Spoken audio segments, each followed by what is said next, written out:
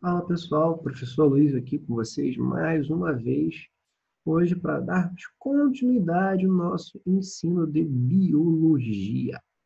Suave, galera. Hoje nós vamos continuar a falar sobre os seres vivos, ok? Dessa vez, especificamente, nós iremos falar sobre os queridos e amados seres vegetais. Bom, a nossa querida e amada botânica, né? Hoje a gente vai falar de plantinhas pelo mundo afora, sua estrutura, o que acontece com elas. Beleza, galera? Então hoje nós vamos começar falando delas e vamos também trocar uma ideia rapidinho sobre a sua estrutura geral. Mas de início eu quero começar a falar com vocês sobre a própria célula vegetal, né, galera? Célula vegetal, diferente das células animais, elas têm algumas características um pouquinho diferentes, como por exemplo, um cloroplasto, beleza? Que vai ser importantíssimo naquele processo, né? Que a gente já sabe, chamado de fotossíntese, ok? Além de você ter também isso aqui, ó, uma maravilhosa parede celular para a proteção da célula vegetal, beleza? Então, a célula vegetal ela tem essas características um pouquinho diferenciadas perante a célula animal, além de ter um vacúolo central gigante, né?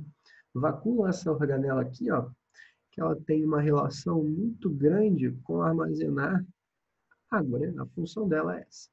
Suave, galera? Então, a célula vegetal, por si só, ela já é bem diferente da célula animal.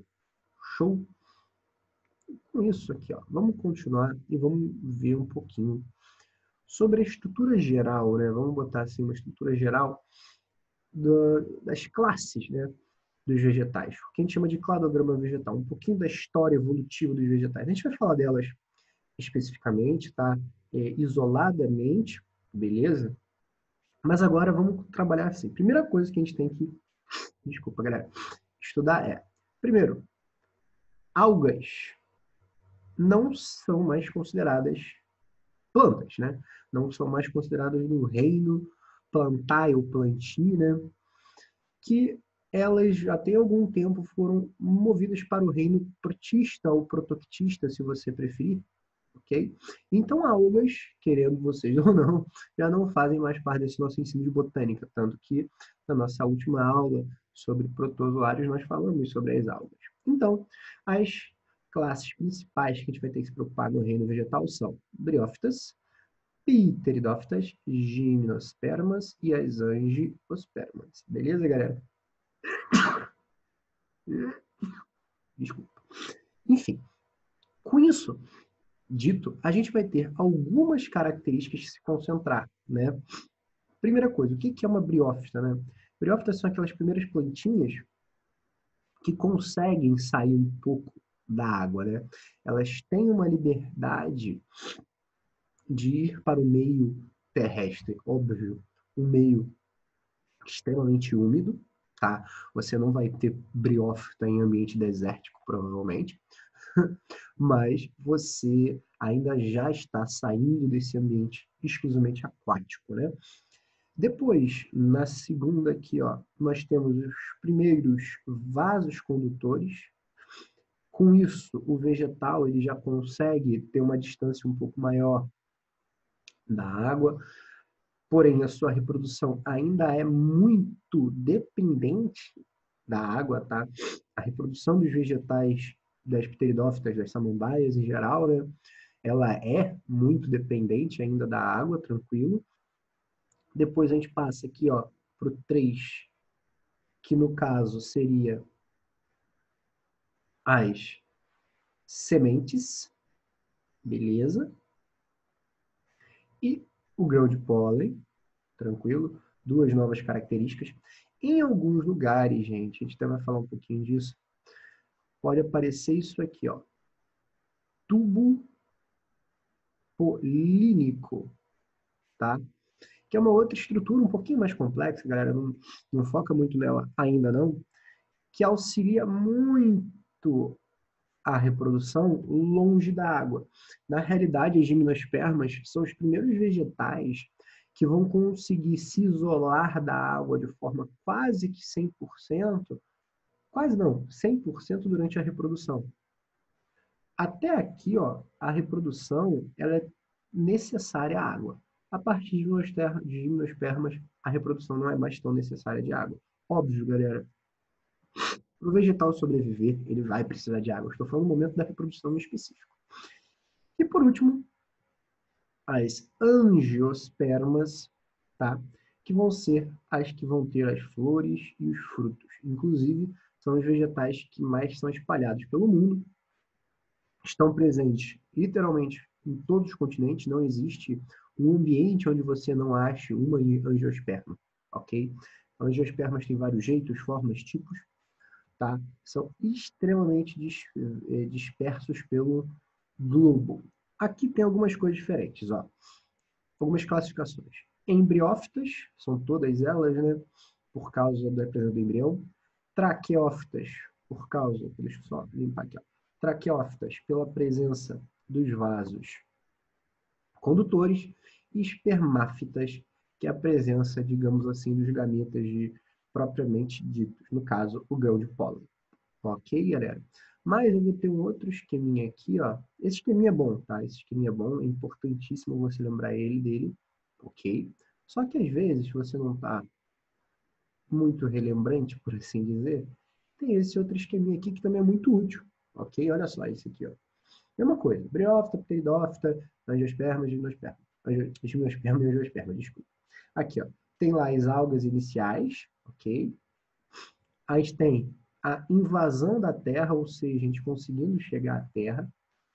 Temos, pela primeira vez, os vasos condutores. Isso aqui não só permitiu a saída da água, galera, mas também fez ganhar tamanho.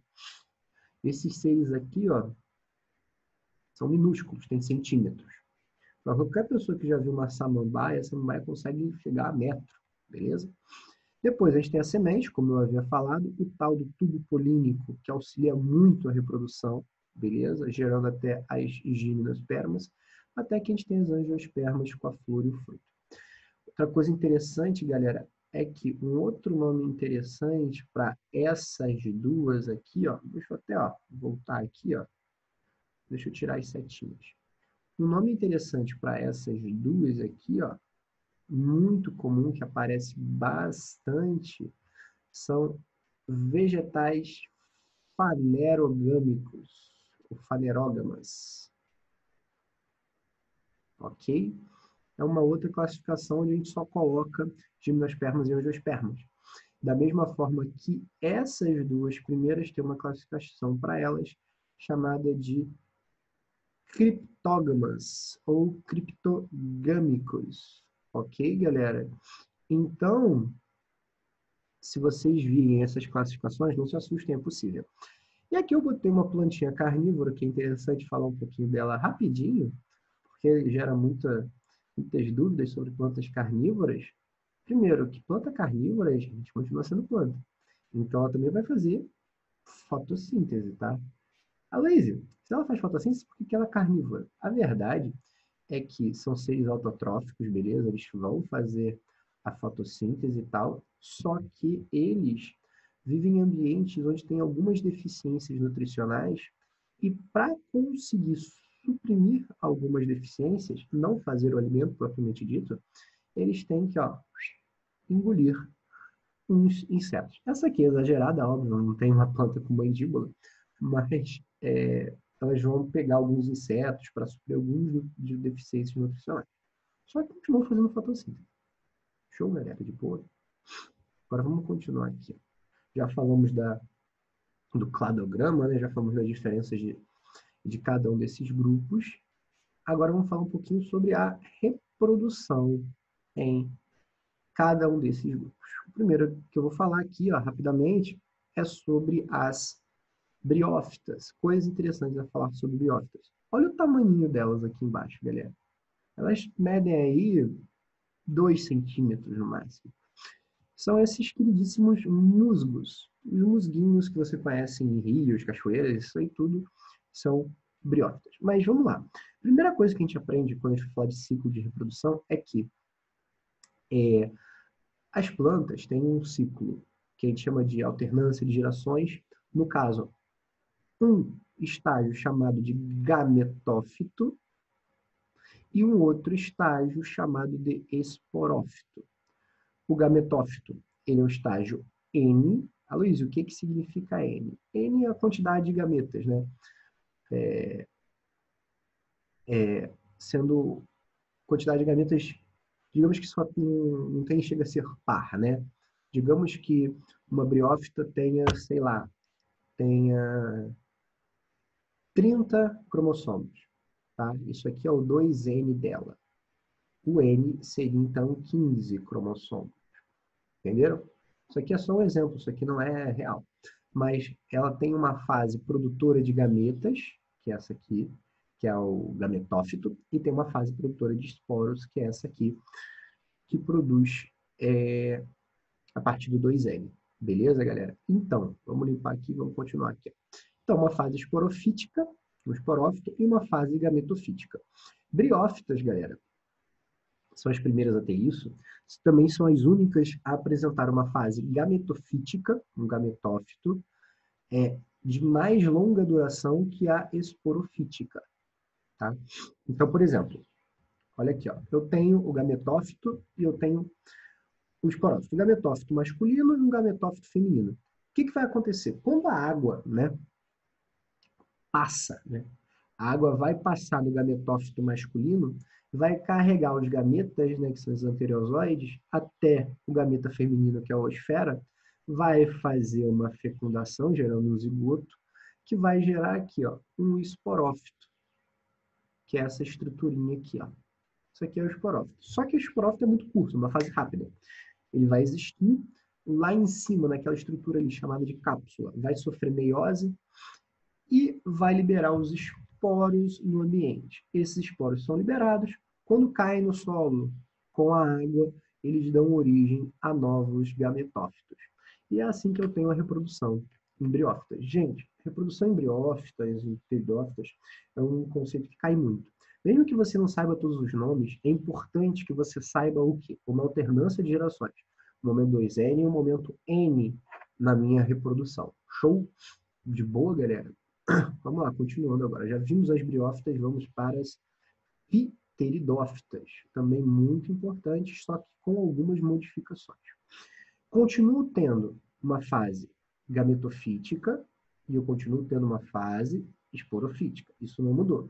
Só que daqui em diante, o esporófito ele sempre será dominante perante o gametófito. O gametófito é uma fase o quê? Curta, né? Então vamos começar pela fase prolongada, aqui o esporófito. O esporófito, 2N, né? A samambaia padrão, que se você tem uma tia, uma avó, uma mãe que gosta de plantinhas, provavelmente você já viu. E nessas samambaias, desculpa, nessas folhas, existem essas estruturas chamadas de soros. Esses soros são essas bolinhas aqui, ó, gente. Tá vendo essas bolinhas bem amarelinhas, ou laranjas, ou marrons? Então, isso aqui é um lotado, entupido de esporângios. O que são esporângios? Estruturas que vão produzir os esporos. Então, eu tenho aquela samambaia gigante, né? E nas folhas eu tenho essas estruturas chamadas soros, onde eu vou ter a produção de esporos. O que era 2N, transformou ó, em N. Esse N vai para o ambiente. Lá, chegou, viajou o ambiente todo. Só que pteridófita, como eu falei no início, eu ainda preciso ter muita água para ter reprodução. A água ainda é um fator importante. Então, esse gametófito aqui, ó, chamado de protalo, né? Eu só vou ter ele quando eu tiver um grande volume de água. Por isso que você não vai arrumar ele, por exemplo, no teu quintal. É difícil você arrumar ele no quintal, porque eu preciso de um grande fluxo de água, sacou? A gente tem uma certa dificuldade de encontrar isso aqui no ambiente, tá? Porque ele não é muito grande, né? Mas daí, se tem um grande volume de água, ele é formado e nele eu vou ter, ó, uma estrutura feminina e as estruturas masculinas. Vai a mesma coisa, vai liberar os anterozoides em direção ao orquegônio, tá? Que são os gametas femininos, masculinos e femininos. Só que agora tudo numa estrutura só. A água vai passar e vai carregar um em direção ao outro. Vai ter a fecundação, gerando um esporófito e o ciclo recomeça. Então, perceba já que, primeira modificação, né? Tamanho. ela já tem vasos condutores, não se esqueçam, aqui nós já temos a presença de vasos condutores, beleza? O esporófito se torna a fase dominante. Gametófito é a fase curta e extremamente curta, tá? Só serve aí mesmo para gerar o esporófito, que vai ser a fase predominante durante a vida do indivíduo. Beleza, galera? Okidoki. Vamos continuar aqui. Agora vamos para o próximo grupo, né? Que seriam as gimnospermas. Agora a brincadeira se torna mais complexa, né? Porque briófitas e pteridófitas são ainda bem fáceis, são mais tranquilas. Agora, quando a gente cai em gimnosperma, a brincadeira fica mais complexa, fica mais puxada. Primeiro que agora nós temos, digamos assim, árvores. Até agora a gente não tinha visto árvore, né? A gente, né, nós, meros humanos, temos uma dificuldade de perceber planta como um ser vivo, até mesmo como uma estrutura real, né? Até ter árvore gigante, né? E aqui, finalmente, a gente tem lá as araucárias aqui como exemplo, né? Onde a gente vai ter aqui o sexo separado. A gente vai ter uma do sexo masculino e uma do sexo feminino, que vão ter essas estruturas chamadas de cones, né? Agora, a estrutura masculina e a estrutura feminina têm formas diferentes, tá? Uma forma completamente diferente. E a masculina, ela vai liberar o que a gente chama de grão de pólen. O pólen nada mais é do que, digamos assim, o gameta masculino, né? A estrutura reprodutora masculina. Tanto que aqui, por exemplo, se você fosse ver, isso aqui seria o esporófito. Isso aqui seria o esporófito do indivíduo. Tá? Além do gametófito. Cara, o gametófito é essa estrutura aqui, essa pequena fase aqui, ó, você chamaria de gametófito. Mas aqui a gente nem faz mais essa distinção mais. A gente só chama um indivíduo adulto, tronco, caule, que você vê aquela árvore bonita de esporófito. E é isso. Só que aqui, ó, o grão de pólen. Tá vendo essas estruturinhas aqui? Isso aqui são estruturinhas de acúmulo de ar, são sacos aéreos para facilitar a reprodução. Por quê? O grão de pólen, nesse caso, ele vai ser transportado pelo ar.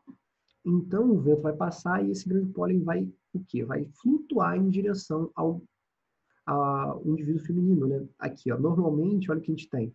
O masculino ele fica mais acima, o feminino fica mais embaixo e o vento passa e esses pólens vão caindo, ok? Normalmente a gente não tem a utilização de animais para fazer a polinização, ok, galera? Só que aí tem a fecundação, aqui ó, o gameta masculino vai em direção ao gameta feminino no cone feminino. Essa estrutura aqui, tá vendo que tem uma ligação aqui, ó, do grão de pólen com a estrutura feminina? Essa estruturinha aqui que a gente chamava de, que eu chamei, né, de tubo polínico. Tá? Pode aparecer isso aqui, tá? Por isso que isso aqui fica independente da água para reprodução. Show? E aqui, finalmente, depois de tanto tempo, você tem a noção de uma semente, com um indivíduo lá dentro pronto, que essa semente vai cair no solo, né? E vai germinar, gerando um indivíduo adulto. Ok?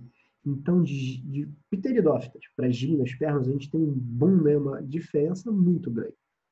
Você tem pólen, você tem semente, você tem tubo polínico, muda muita coisa de um para o outro. Ok, galera? Na paz?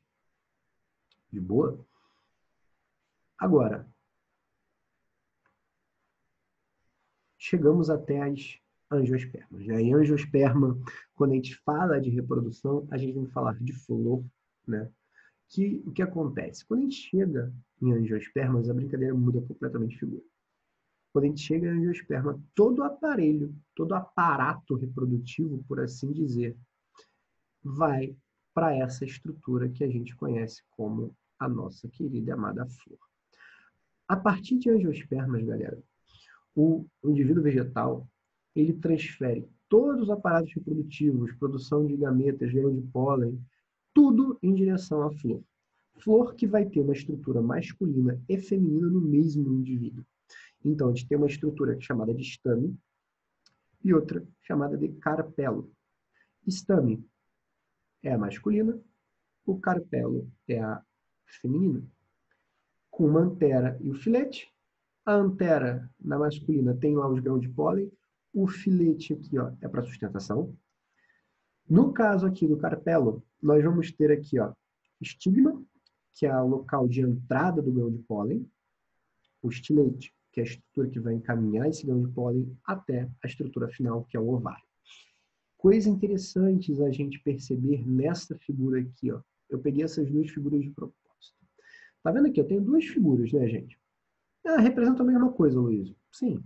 Só que essa aqui, ela tá mais certa e um pouquinho mais legal do que essa. Por quê? Olha, desculpa, a posição do estigma aqui e a posição do estigma aqui, ó.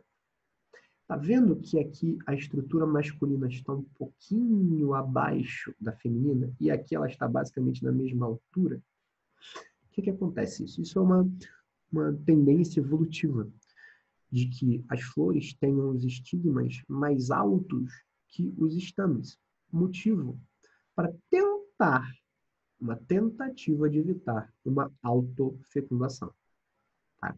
Isso foi seleção natural, isso foi uma coisa aleatória, mas é uma tentativa de evitar uma autofecundação, beleza? Ao longo do tempo, ok? Não é do dia para a noite. A gente também vai ter aqui embaixo as pétalas e as sépalas. Pétalas é o que a gente conhece mesmo como uma flor, né? Pétala tem muito a ver com a atração de polinizadores. Algumas pétalas são modificadas para insetos pousarem de propósito, tanto que tem formas diferentes de polinização, né? Tem a nemofilia, que é pelo vento, a tropofilia, que é por insetos, enfim. A forma que você vai polinizar a flor difere muito, né? Tem flores que são mais cheirosas, tem flores que são mais vistosas, que são mais coloridas, e dependendo de como ela atrai diferentes polinizadores. Suave, galera? Na paz? Então aqui, vamos continuar aqui nessa ideia de angiospermas, só que com a formação de uma semente, né? A semente também existia no caso de gimnospermas? Sim. Só que aqui, ó, eu tenho a formação de uma semente? Tenho formação de semente. Só que eu vou além. Além do ovário e do óvulo, né? A gente especificar, eles vão ser fecundados, aí vão gerar o quê? Ó? O óvulo vai gerar a semente, igualzinho foi gerado nas gimnospermas, só que o ovário agora vai gerar um fruto. Opa, desculpa. Vai gerar um fruto. E o fruto, que é a diferença máxima, ele tem a função de quê? De proteção à semente. O fruto ele vai servir para proteger a semente, para prevenir ela de alguns problemas ambientais. Também vai auxiliar, talvez, em atrair alguns dispersores, tranquilo, né? Porque o polinizador transporta o pólen. O dispersor pega a semente. Beleza, galera? Então, fecundação. O ovário vira o fruto, o óvulo vira a semente. Tranquilo, galera? Na paz? Agora, quando a gente fala de semente, a gente tem uma estrutura chamada de cotilédone. Tranquilo? Luiz, o que serve esse cotilédone aqui? Esse cotilédone vai ser importante, que mostra as regiões, né, da semente. Aqui vai de onde vai sair, desculpa, as células, né, para gerar a flor, né, desculpa, o vegetal inteiro vai gerar um indivíduo, né, e eles podem ser dois tipos, né, dois cotilédones ou um cotilédone. Esse caso aqui, ó, são dos cotilédones, então é uma dicotiledônia. Isso aqui pode ser, por exemplo, feijão é assim. Agora tu pega o milho é monocotiledônio, tem um cotilédone apenas. Show, galera. Aloysio, o que é esse endosperma aqui que você não falou? Esse endosperma aqui, galera, é uma estrutura presente na semente que vai dar nutriente, né? Porque o que acontece? O vegetal, ele consegue o seu próprio alimento, correto? Só que enquanto ele não tem folha para fazer fotossíntese, enquanto a semente não tem isso, ela vai depender desse endosperma para gerar esse alimento para ela. Tranquilo? Para dar esse nutriente para você desenvolver. E quando a gente fala de fruto, né? Fruto e semente, os frutos eles são variados, né? Tem vários tipos de frutos, de vários jeitos. Até porque tem muita coisa que a gente chama de fruto ou de fruta, né? Que não é. Por exemplo, vamos pegar aqui o caso da maçã. O fruto da maçã é isso aqui, ó. A Luísa, e todo o resto que a gente chama de fruta é um pseudofruto. Ele não veio do ovário. O ovário está aqui, ó. Isso aqui veio de outra coisa. Ali é do receptáculo floral, o que gera um pseudofruto. A mesma coisa que o caju. O fruto é isso aqui em cima. Isso aqui, tudo que a gente chama da fruta, também é uma parte comestível, né? Também é um pseudofruto, ok?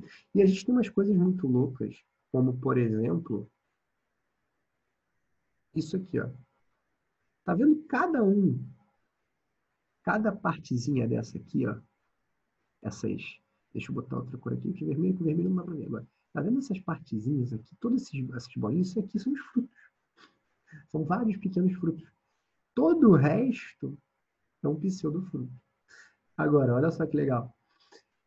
No abacaxi, a gente tem vários pequenos frutos juntos, que a gente chama de uma infrutescência. Então, o abacaxi, ele não é um fruto só, eles são vários frutinhos juntos. Só que a gente continua chamando de fruta. A diferença de fruta para fruto é bem discutível até hoje, né? O fruto é o que protege a semente, a fruta é o que a gente come, né? Engraçado, né, galera? Então tem vários tipos. Mas para botânica, para ensino de plantar, fruta, na verdade, desculpa, fruto é o que protege a semente, ok? De buenas. Vamos continuar aqui. Agora a gente sai um pouquinho do frutas e da estrutura, né? A gente já viu briófitas, pteridófitas, gimnospermas e angiospermas. Agora a gente vai ver os tecidos, né? Os vegetais. Os tecidos presentes. Vamos tentar passar isso aqui um pouquinho rápido, só para ver alguns nomes, umas classificações, porque quando a gente pega de conteúdos de avaliações, a parte que a gente acabou de ver, reprodução, classificação, cai muito mais do que a parte relacionada aos tecidos vegetais. Mas vamos lá. Vamos começar com os meristemas, né? Luiz, o que é meristema? Meristema é um nome bonito para os tecidos vegetais, né? A gente tem os meristemas primários e os meristemas secundários. Primários são os que vão gerar a epiderme, os tecidos internos e o que a gente chama de cilindro central, que é as estruturas base, as estruturas mães do vegetal, né? Eles que vão dar o suporte inicial para o vegetal. E a partir deles, né, obviamente, a gente vai ter os secundários, né? Que esses acabam sendo o que a gente estuda mais, esses costumam cair mais, que é o caso do floema e xilema, que são os nossos queridos vasos condutores. Esses a gente vai estudar especificamente. Ficou feio, vou botar direito aqui. Eles são os nossos vasos, né? Esses a gente vai estudar especificamente mais para frente, beleza, galera? E a gente vai ter o filogênio, que é o suber, e o feloderme, que são tecidos ali, ó, de revestimento, sendo umas mais velhas, menos ativas, e o que a gente vai tratar mais, que são as células parenquimáticas. Além do que é célula parenquimática? Célula parenquimática basicamente são células corporais, né? Não se esqueça, o vegetal, ele é um ser vivo, ele é um indivíduo, e por causa disso, ele tem células pelo corpo, que muitas vezes, quando você está estudando, você vê a célula parenquimática. É uma célula de preenchimento. Célula parenquimática, parênquima é preenchimento. Só que essas células parenquimáticas acabam tendo diversas funções pelo corpo do vegetal. Diversas. E, como vocês podem ver, elas estão presentes basicamente no vegetal inteiro. Então, você vai ter parênquima de preenchimento, de clorofila, de reserva, de água, de ar. Então, você tem uma porrada de tipos de parênquima. Várias células que vão compor o corpo do vegetal com funções diferentes. Beleza? Então, se você vê esse termo célula parenquimática, não se assusta, porque é uma célula de preenchimento. Óbvio, se você especificar. Agora, isso também, galera, isso aqui cai bastante, que são os tecidos condutores de seiva, né? A gente tem o xilema e o floema. A seiva bruta é carregada pelo xilema. A seiva elaborada é carregada pelo floema. Ok? Tanto que eu tive um professor, e nunca esqueci, ele falava que o xilema carregava a seiva para cima. O que seria isso, né? A seiva bruta, basicamente, que vem da raiz, né? Ela carrega muita água e muitos sais minerais para a folha conseguir fazer a fotossíntese. Enquanto que, quando vai voltar, né, no floema, eu já tenho a seiva elaborada, porque já tem glicose, já tem amido, já tem um alimento que vai passar por todo o vegetal. E aqui embaixo, eu tenho essa estrutura interessante que eu botei aqui, ó, é onde eu tenho o floema, especificamente do lado de fora, e o xilema mais para dentro do vegetal. Tinham muitos fazendeiros, agricultores, que faziam esse tal de anel de Malpighi, ou cintamento, né? Eles cortam um pedaço do casco da árvore, só tira a parte externa. Por quê? O xilema, como ele está mais interno, ele continua subindo e fazendo fotossíntese. Só que o floema ele não consegue descer. Aí fica essa lombada aqui, ó. E isso aqui, ó, fica lotado, cheio de glicose, cheio de amido, porque o floema não consegue descer. Obviamente que isso leva o vegetal à morte, tá? Muitos agricultores faziam isso para deixar os frutos mais doces. Se acumula isso numa porção, tem um galho para cá, os frutos daqui vão ser maiores e mais doces. Você mata o vegetal, tá? Mas é uma técnica usada. Gente, xilema e floema, estudem bastante, que vai para cima, que vai para baixo, cai bastante em avaliações. Tranquilo? Agora vamos falar um pouquinho de duas estruturas, que são as raízes e as folhas. O caule, gente, o caule é a estrutura de suporte onde tem os vasos condutores, já falamos um pouquinho sobre eles. Agora, a raiz é interessante a gente falar. Olha só a raiz. Raiz, a gente tem o que a gente chama de raiz principal, né? E as secundárias. Basicamente, a gente pode ter ou uma única principal gigante, que seria uma raiz pivonte, ou ter várias ramificadas, tá? Cheio de raízes menores. A gente tem aqui, ó, pelos absorventes, para absorção de nutrientes. Coifa. Coifa é basicamente um dedal, gente. Quem já conhece o dedal? Quem tem vó, mãe que costura, sabe que é o dedal, que meio que tampa essa parte aqui da raiz. O que acontece, gente? Essa ponta ali é lotada de células meristemáticas, células reprodutoras, que fazem o crescimento da raiz. Então, essa área aqui ela é um pouquinho mais protegida para evitar a morte dessas células em específico. Tranquilo? E aqui do lado eu botei algumas figuras de vários tipos de raízes. Tudo isso aqui que vocês estão vendo são raízes. Tem raiz aérea, tem raiz que acumula nutriente, tem raiz que fica para cima. Aqui, ó, temos raízes ramificadas, tem raiz de tudo quanto é jeito. Ok, né? Por isso que cenoura é uma raiz. Agora, uma parte interessante também de estudar. Opa, desculpa, galera. É a folha. Estamos acabando, estamos acabando. É a folha. A gente tem aqui, ó, a estrutura do caule, o nó, que é onde sai a folha, o pecíolo e a folha em si, né? Ok?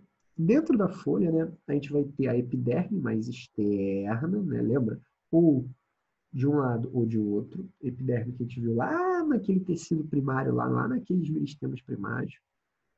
Vamos ter os vasos condutores, obviamente, e também vamos ter essa estrutura chamada estômato. O estômato, gente, é um poro presente depende do lugar, mas tanto na face superior quanto inferior do vegetal, ok? Que é o que permite a troca de gases. É assim que eu tenho entrada e saída de gases pelo vegetal, pela folha. Tranquilo, galera? Então, a folha, dependendo de onde existe, por exemplo, Aqui, Mata Atlântica. Folha vai ter estômago em tudo quanto é canto.